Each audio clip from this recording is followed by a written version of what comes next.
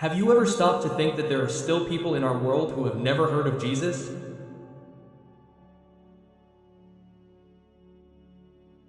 Yes, many people still haven't heard of Jesus. And there are several reasons. So, I want you to understand one thing. If you've heard of Jesus, you are happy.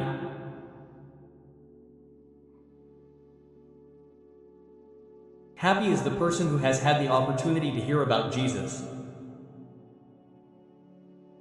That's what we're going to meditate on. I'd like you to stay with us until the end of this video. In the name of the Father, the Son, and the Holy Spirit. Amen.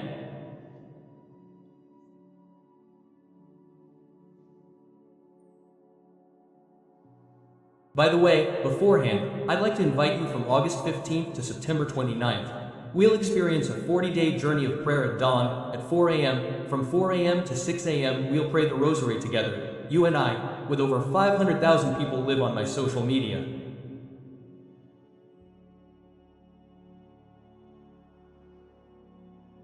Free Gilson Som. On my YouTube channel, on my Instagram, on my Facebook, there will be 40 days of much prayer, 40 days of much faith, 40 days of much crying out, and I'm sure your life will never be the same. Everyone who does these 40 days has no regrets. Life changes, and many miracles happen, people. Many miracles happen in financial life, in family, in marriage, in health. You have no idea.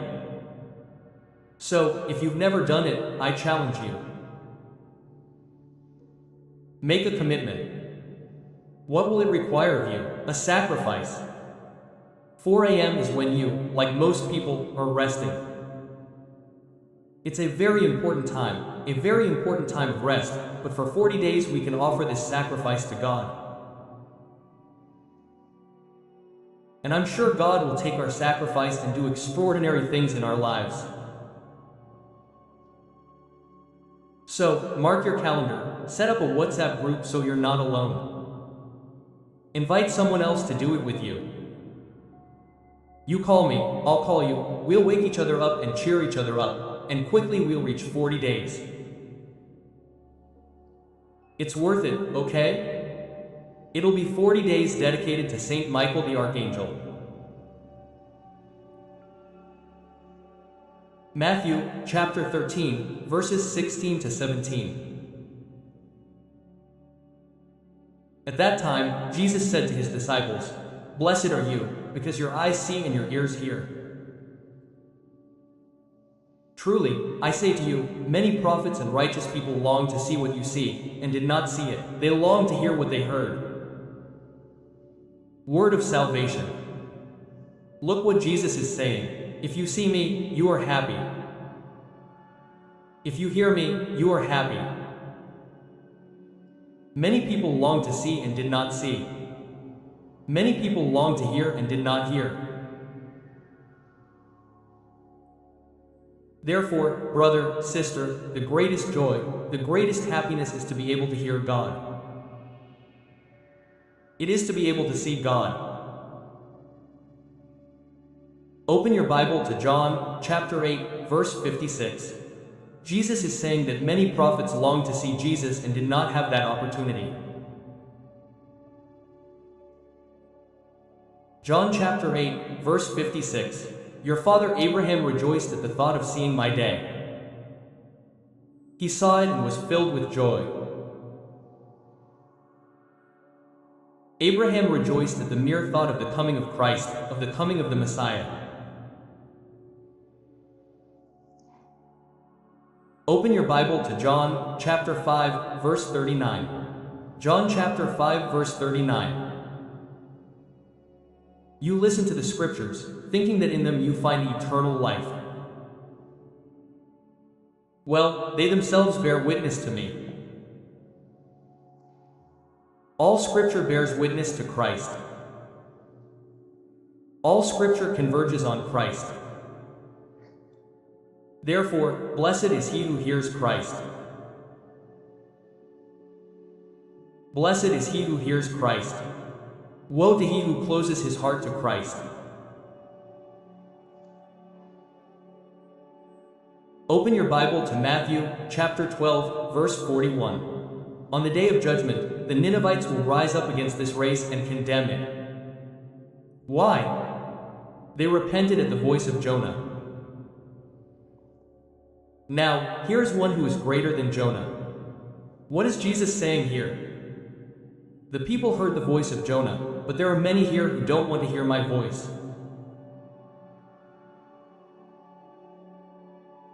See, blessed is he who hears Jesus, woe to he who doesn't want to hear Jesus. And here's the worst part, there were people who didn't have the opportunity to hear Jesus, but there were people who he had the opportunity to listen, but he didn't want to. He closed his heart. 1 Peter, open your Bible. 1 Peter, chapter 1, verses 8 to 9. This Jesus you love without having seen him.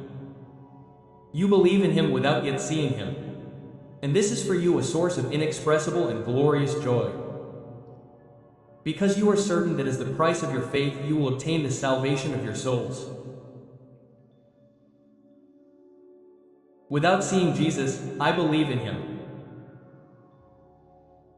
Without seeing Jesus, I love him. Blessed is he who hears Jesus. Blessed is he who sees Jesus. Blessed is he who hears Jesus. Right here in the comments, I always want to listen to Jesus. I always want to listen to Jesus, Father, Son, and Holy Spirit. Amen. Send this video to someone else. Today we'll be discussing an emblematic figure in sacred scripture. We'll be discussing Herod. Herod is confusing. Herod is a man who intrigues us. I'd like you to stay until the end of this video to understand this meditation. In the name of the Father, the Son, and the Holy Spirit. Amen. Matthew chapter 14, verses 1 to 12. At that time, the fame of Jesus reached the ears of Herod the governor. He said to his servants, "It is John the Baptist who has been raised from the dead, and that is why miraculous powers are at work in him." You see, he begins to believe that Jesus is John the Baptist who has been raised from the dead. In fact, Herod had John arrested.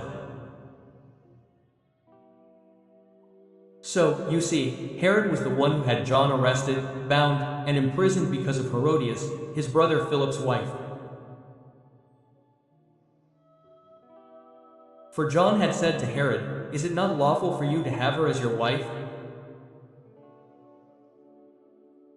Herod wanted to kill John, but he was afraid of the people who considered him a prophet.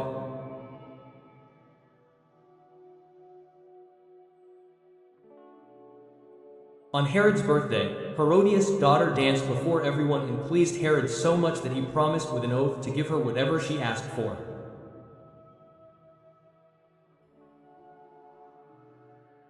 Prompted by her mother, she said, "Give me here on a platter the head of John the Baptist."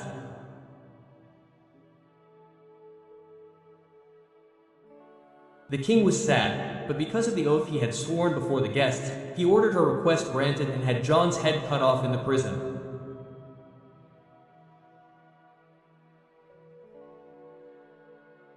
Then the head was brought on a platter, given to the girl, and she took it to her mother. John's disciples went to get the body and buried it. Then they went and told Jesus everything. Word of salvation. Herod is a confused man. Herod is a bad man. Open your Bible to Luke chapter 9, verses 7 to 9. Herod the Tetrarch heard about all that Jesus did and was perplexed. Some said, "Yes, it is John who has risen from the dead." Others, "It is Elijah who has appeared." and still others, it is one of the ancient prophets who has risen again.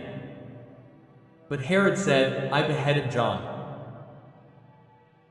Who then is this of whom I hear? Of whom I hear such things? Quote, and he was looking for an opportunity to see Jesus. See, Herod is confused.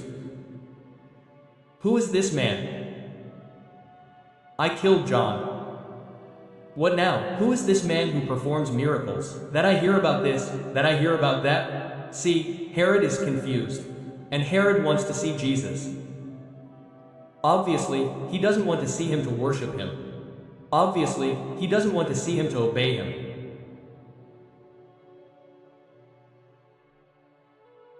Herod is a confused man who doesn't know the truth. The worst thing in a person's life is when they live like Herod, confused, not knowing the truth. And when you live in this confusion of life, you make wrong decisions. You make hasty decisions like the death of John, like the arrest of John, the death of John.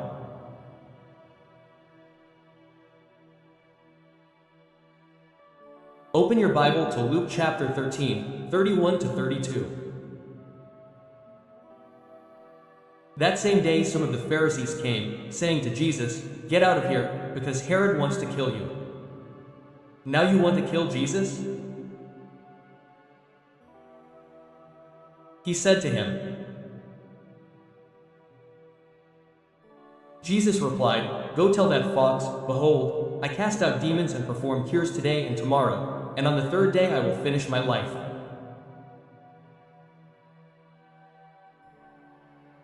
Jesus confronts him. Jesus is not afraid.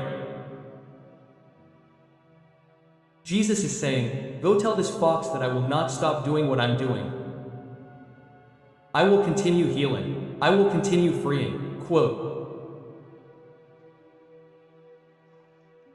See then how Jesus calls Herod, fox. A curious man, a confused man, a man who has a desire to please others, a man who made unjust decisions out of moral weakness.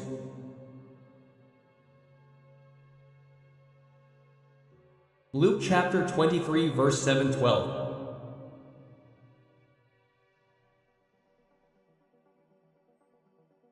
And when he learned that he was under Herod's jurisdiction, he said to Herod, for he was in Jerusalem at that time,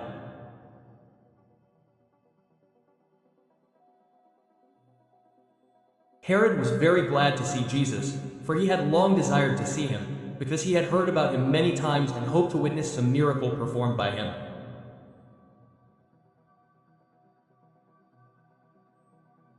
He asked him many questions, but Jesus answered him nothing. I will stop by. Here. Jesus doesn't answer Herod at all, because Herod himself participates in Christ's trial to mock Christ. People, look, this man is everything we cannot be. He is this man. Right here in the comments, I cannot have anything like Herod's behavior in my life. Father, Son, and Holy Spirit. Quote, Amen. Did you know that Jesus paid your debt? Exactly. You had a huge debt to pay, and Jesus paid it for you. That's what we're going to meditate on. What debt was this that I had to pay, that I couldn't pay, and someone had to pay for me? Stay tuned until the end of this video. That's what we're going to meditate on. In the name of the Father, and of the Son, and of the Holy Spirit. Amen. Let's meditate today. Colossians chapter 2, verses 12 to 14. Brothers, you were buried with Christ in baptism. You were also raised with him through faith in the working of God, who raised Christ from the dead. Now you were dead because of your sins. So, pay attention.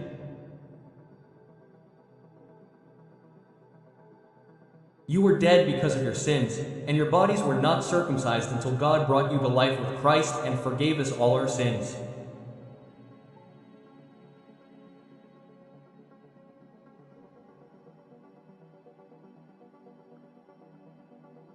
Verse 14, there was a debt against us that needed to be paid, but he canceled it, despite the legal obligations, and eliminated it by nailing it to the cross.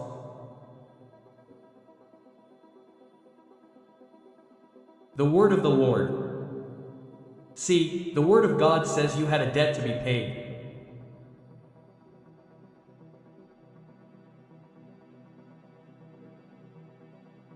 But that debt was canceled.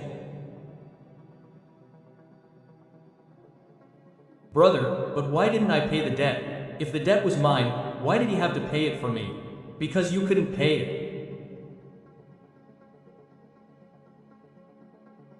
It's as if you owed a debt that was impossible. No, there was nothing you could do. No matter how much you wanted, no matter how much you wanted, no matter how much you wanted, you still wouldn't be able to. If we put it in money, it's as if you owed a debt.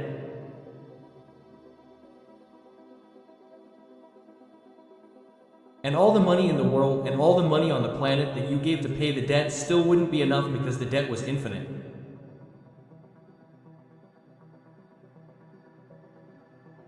So see how you pay an infinite debt. If it is infinite, it never ends. Therefore, only God, who is infinite, could pay an infinite debt. That's why the word says that he canceled it, despite the legal obligations, and eliminated it, nailing it to the cross. So, let me tell you, good news. Your debt is paid. Your debt is canceled, thanks to the cross of Jesus, his death on the cross for you.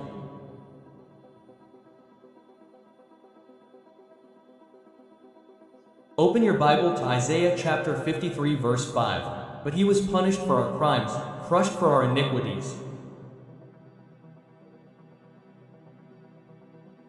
The punishment that saves us fell on him. And the punishment that saves us fell on him. We are healed thanks to his wounds.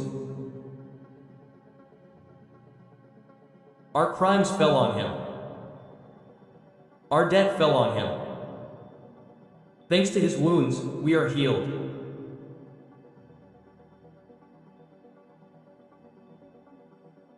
Open your Bible to Romans chapter 3, verse 23. Because someone might ask, hey, brother, didn't I sin? It was Adam and Eve who sinned. And I have nothing to do with it. Quote. No, the Word of God won't say that. Pay attention. Romans chapter 3, verse 23. Indeed, all have sinned and all fall short of the glory of God. You can go further in your Bible to Romans chapter 5, verse 12. Therefore, just as through one man's sin entered the world, and death through sin, and thus death spread to all mankind. If you still want, you can go to Romans chapter 5, verse 18. Therefore, just as through the trespass of one man, the condemnation came to all men. See, to all men.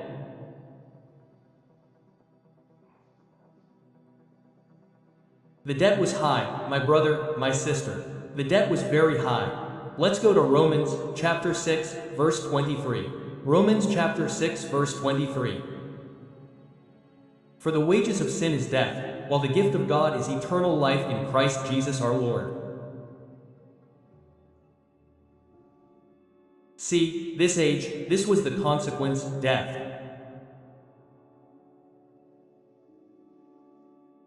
God then came to pay your debt so that you would no longer have death, so that you would have life. Open your Bible to Romans chapter 8, verses 1 to 2 from now on. And now? From now on, for there is now no condemnation for those who are in Jesus Christ. If he canceled our debt, there is now no condemnation. The law of the Spirit of life has freed me in Jesus Christ from the law of sin and death. Jesus paid your debt. Jesus paid our debt out of love. You no longer need to pay the price of death. You no longer need to pay the price of condemnation. He became sin for you. He saved you on the cross. What love is this, Jesus? Write here in the comments. Thank you, Jesus. Because you paid my debt. Tell me here in the comments. Thank you, Jesus, because you paid my debt. May God bless you and all, your family. May you now make this count.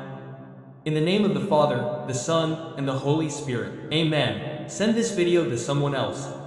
Many people need to hear this message.